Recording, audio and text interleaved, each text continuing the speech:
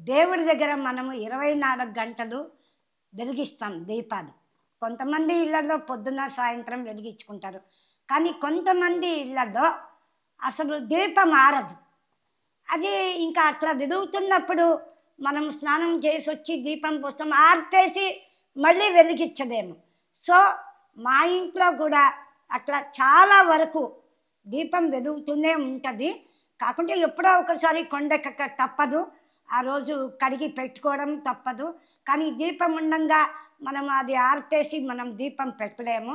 కానీ అది కూడా ఒక శుభ సూచకనే. ఇంట్లో అమ్మవారి వైబ్రేషన్ అంటే పాజిటివ్ వైబ్రేషన్, మైండ్కు ప్రశాంతతనిచ్చే వైబ్రేషన్ ఏదో ఉందనే గమనించాలి. అమ్మవారి ఆశీర్వాదము ఆ ఇంటి మీద ఉందనే చెప్పుకోవాలి. అది ఒకటి. రెండవది, ఆ దీపం వెలిగించడంలో మనం ఏం వేస్తాము? ఒత్తిడి వేస్తాము. ఆ ఒత్తిడి ఎక్కడి నుంచి వచ్చింది?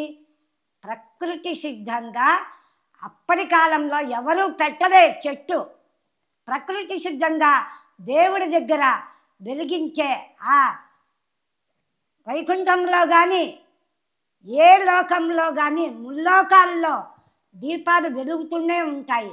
అక్కడ వెలిగించిన దీపము ప్రకృతి సిద్ధంగా పుట్టిన పువ్వు నుంచే, పత్తి పువ్వు నుంచే ఒత్తి చేయడం జరిగింది, అక్కడ దీపం పెట్టడం జరిగింది. కాబట్టి ఆ ప్రకృతి సిద్ధంగా వచ్చిన పత్తితో వెలిగించిన దీపాలు మాత్రమే పవిత్రత కాదు. ఆ పత్తిని తీసుకొచ్చి నూలు వడికి బట్టలు నేస్తున్నారు, రంగులు ఇంద్రధనుసు రంగులు అద్దుతున్నారు. ఈ విధంగా ఎంతో బట్టలకి, చీరకి ఎంతో పవిత్రత ఉంది. ఇది ఎంతమందికి తెలుసు అనేది నాకు తెలియదు. మా అమ్మవారు ఇచ్చిన జ్ఞానంతో నేను దుర్గమ్మ వారిని లలిత సహస్రనామాలు నిత్యము చేస్తూ ఉంటాను. మా ఇంట్లో పారాయణాలు జరుగుతూనే ఉంటాయి. గుళ్ళో కూడా లక్ష్మీ గణపతి గుడి ఆర్టీసీ ఎక్స్ రోడ్ దగ్గర ప్రతి శుక్రవారం అక్కడ చేసేవాళ్ళము. ప్రతి మంగళవారము వివేకవాణి ఆంజనేయ స్వామి గుడిలో చేసేవాళ్ళము. మళ్ళీ సాయంత్రము పొద్దున అక్కడ చేస్తే సాయంత్రము నారాయణగూడ ఫ్లైఓవర్ దగ్గర ఈ 3 గుళ్ళ వాళ్ళు కలిసేవాళ్ళు. దసరాలో తప్పనిసరిగా మేము 3 గుళ్ళ వాళ్ళం కలిసి 3 గుళ్ళల్లోనూ, అంతేకాకుండా శ్రావణ మాసంలో ఇంటింటికి పోయి మేము పారాయణం చేయడం కూడా జరిగింది. ఈ విధంగా ఆ అమ్మవారి కటాక్షము నా మీద ఉందని కె విశ్వనాథ్ గారు చెప్పడం జరిగింది. అమ్మ, మీరు అమ్మవారి భక్తులమ్మ, ఒకసారి దండం పెట్టడానికి వస్తే కూడా మీరు పెద్దవారు వయసులో పెట్టకూడదండి అంటే, నీలో ఉన్న సరస్వతికి పెడుతున్నానమ్మా, నీకు కాదు అని అన్నారు. చిత్తరంజన్ గారు ఎన్నోసార్లు బతికుండంగా అమ్మవారి కటాక్షం నీ మీద చాలా బాగుందమ్మా, ఎందుకంటే ఆయన ముందే కొన్ని 100 పాటలు రాయడం జరిగింది, ఆయన చెప్పడం కూడా జరిగింది. ఈ విధంగా అటువంటి పవిత్రమైన పత్తితో నేసిన చీరలు ఆడదానికి అందమే కాదు, ఎంతో గౌరవము. మనిషిని చూస్తే అమ్మవారిని చూశాము అనే ఒక భావన చేతులెత్తి నమస్కారం పెట్టేటట్టు చేస్తుంది. కాబట్టి దయచేసి చాలా వరకు మీరు బయటికి వెళ్ళేటప్పుడు ఏ డ్రెస్సులు వెళ్ళినా, ఇంట్లో ఉన్నప్పుడు ఇంట్లో దీపం పెట్టేటప్పుడు ఆ పత్తితో, అంత పవిత్రమైన పత్తితో నేసిన ఏ చీరలైనా కాదు, కాస్ట్లీ అనేది కాదు, పట్టు చీరనా, కాటన్ చీరనా, ఇంకో చీరనా, సిల్క్ చీరనా అని ఆలోచించబాకండి. ఏదో భక్తితో ఎవరు ప్రసాదంగా మనకు తాంబూలాల్లో పెట్టి ఇస్తారు, అలాంటి చీరలు కట్టుకొని మనము దేవుడికి దీపం పెట్టండి, మనస్ఫూర్తిగా దండం పెట్టుకోండి. కాబట్టి చీరల విలువ తెలిసి వస్త్రాల పరిజ్ఞత కూడా మీకు రావాలని కోరుకుంటున్నా. అటువంటి మనకు అవసరం ఉన్నప్పుడు కొన్ని డ్రెస్సులు మార్చడము తప్పు కానే కాదు.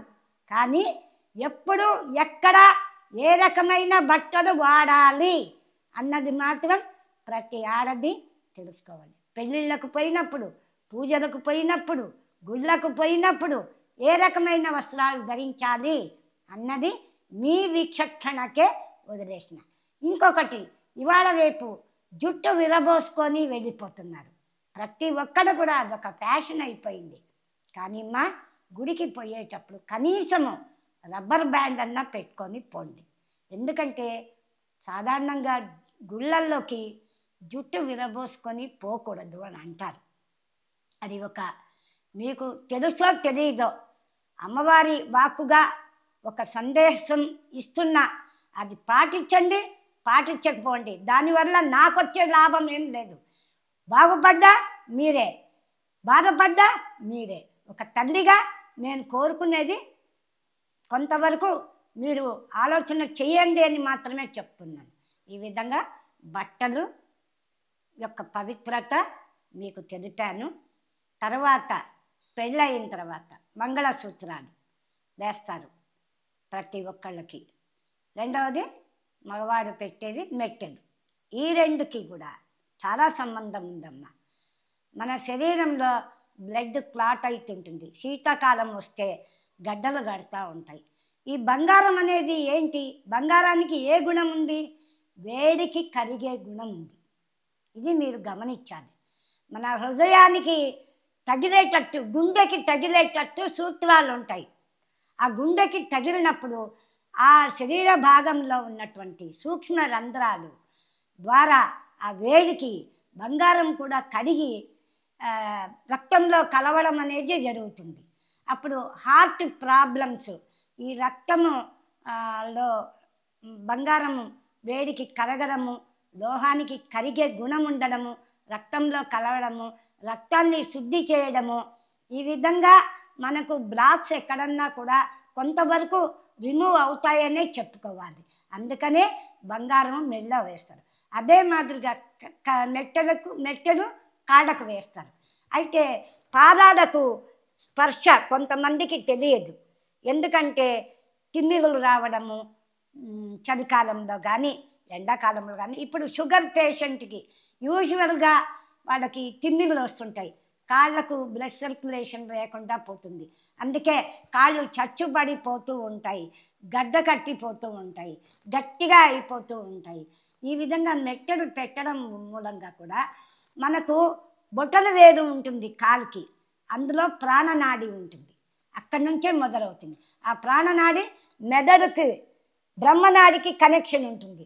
కాబట్టి ఆ వేడికి కరిగి వెండి కూడా మనకు ఆ ప్రాణనాడి నుంచి రక్త ప్రసరణ మంచిగా మెదడుకు పోవడము, ఇలాంటివన్నీ కూడా జరుగుతూ ఉంటాయి. కాబట్టి మీరు ప్రతి ఒక్కరూ పెళ్ళైన వాళ్ళు ఫ్యాషన్ కోసము పెట్టుకోకుండా మెట్టెలు తీసేయడము. ఇంకొకటి, తాళి కూడా తీసి గోడకు మేకుకు తగిలిస్తారు. అది ఎంతవరకు సమంజసము? పవిత్రమైన తాళిని హేళన చేయకూడదు కదా. అది బరువా? కాదు కదమ్మా. రెండు గ్రాములు ఉంటాయా? లేదా ఒక అర్ధ తులం ఉంటుందా? ఉంటుంది కదమ్మా. భర్త కట్టే తాళికి ఎంత విలువ ఉందో నీకే తెలియాలి. అదే మాదిరిగా మెట్టెలు. ఇంకా భర్త పోయిన తర్వాత ఈ విధంగా ఇవి రెండు మాత్రం తీయచ్చు. ఇంకా మనం పుట్టినప్పటి నుంచి మనం కుంకుమ ముట్టుకుంటున్నాం, పూలు పెట్టుకుంటున్నాం, అవన్నీ పెట్టుకొనే కదా మనం పెరిగాము. భర్త వచ్చినప్పటి నుంచి మనకు రాలేదు. కాబట్టి భర్త వచ్చినప్పుడు ఉన్నది మెట్టెలు, సూత్రాలు. కానీ ఏ విడోని కూడా అవమానించకండి. ప్రతి పనిలోనూ తల్లికి దోషం అనేది ఉండదు. ఏ పనన్నా చెయ్యొచ్చు, తల్లికి తప్పు లేదు. అదే మాదిరిగా ఎంతో పెద్ద వయసున్న వాళ్ళు విడాలు ఉంటారు. కానీ అలాంటి వాళ్ళని కూడా మనము గౌరవించాలి. మనం ఆడవాళ్ళైంది మనమే అగౌరవపరిస్తే ఇంకా వేరే వాళ్ళు ఎందుకనరు? కాబట్టి ఆళ్ళల్లో కూడా మన అమ్మలను చూసుకోండి. మన అమ్మలు కారా, విడోస్ కారా? అటు భర్త పోవచ్చు, ఇటు భార్య పోవచ్చు. కాబట్టి వాళ్ళని ఆ టైంలో, తోడు లేని టైంలోనే మీరు తోడుగా నిలబడాలి. అది కోడళ్ళైనా కూతురులైనా. ఇవాళ రేపు కూతుర్లు కూడా ఆస్తి కోసము ఎంతోమంది క్రూరంగా మారిన దారుణాలు ఎన్నో నాకు తెలిసినాయి. నాకు అదే బాధ అనిపిస్తుంది.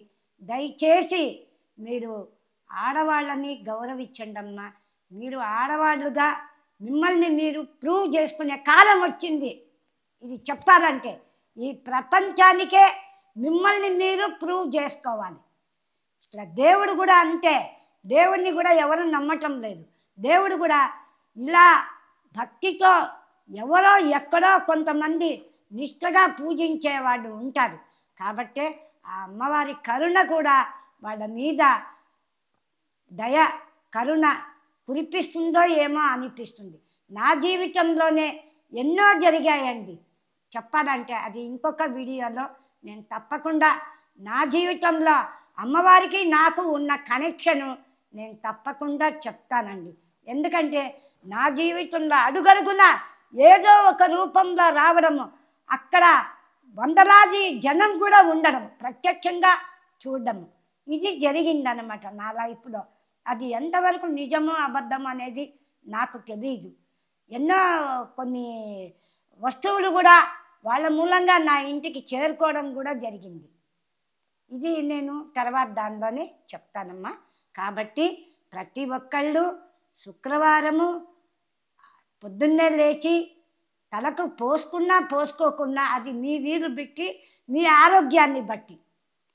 ఇప్పుడు నా ఆరోగ్యం బట్టి నాకు తలకు పోసుకోవద్దు అని చెప్పారు. తిరుపతిలోనే చెప్పారు. కృష్ణస్వామి దీక్షితులు అని నాకు తలకు పోసుకుంటే పడదప్ప, చెవిలోంటి చీము కారుతుంది అంటే, వద్దమ్మా పసుపు నీళ్ళు చల్లుకోండి చాలు. మీరు భక్తితో చేయడం ముఖ్యం. మీ మనసు ప్రశాంతంగా ఉంచుకొని చేయడం ముఖ్యం. మీరు ఎంత ధ్యాసతో చేస్తున్నారని, ఎంత భక్తితో చేస్తున్నారో ఇదే గమనిస్తారమ్మా దేవుడు కూడా. అంతేగాని ఏదో చేశామా, దేవుడు దీపం పెట్టామా, ఒక దండం పెట్టుకున్నామా, పోయామా అనేది కాదు. ప్రతి ఒక్కళ్ళు ఒక్కరోజు 2 రోజులు మనస్ఫూర్తిగా పెట్టినా ఒక 5 నిమిషాలు దేవుడి ముందు నిలబడండి. ప్రశాంతంగా కళ్ళు మూసుకోండి. మనస్ఫూర్తిగా ధ్యానించండి. అమ్మవారి కరుణ ప్రతి ఒక్కళ్ళ మీద ఉండాలని కోరుకుంటున్నా. అది అమ్మవారే కానక్కర్లేదు. ఇప్పుడు నేను అమ్మవారిని కొలుస్తున్నా, నాకు అమ్మవారు దారి చూపించారు.